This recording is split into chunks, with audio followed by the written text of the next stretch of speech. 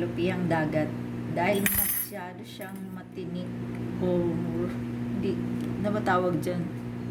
Matalas po siya eh. Hindi mo siya pwedeng hawakan. Kailangan mo to. Para putulin mong ulo. Ganyan. Tapos dito.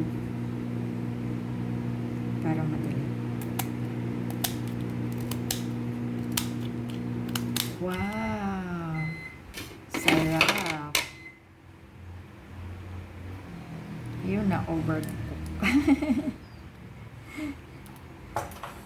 Ang sarap niya.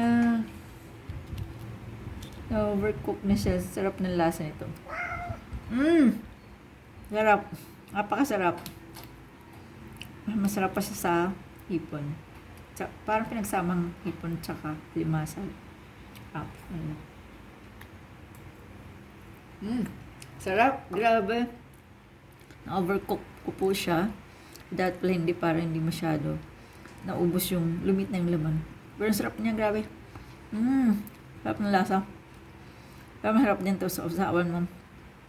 Kalamansi. May toyo. Pero itong sarap talaga. Ayan. Sige, ito natin siya kakainin. Biyakin natin para makuha natin yung laman. Grabe, ang sarap niya.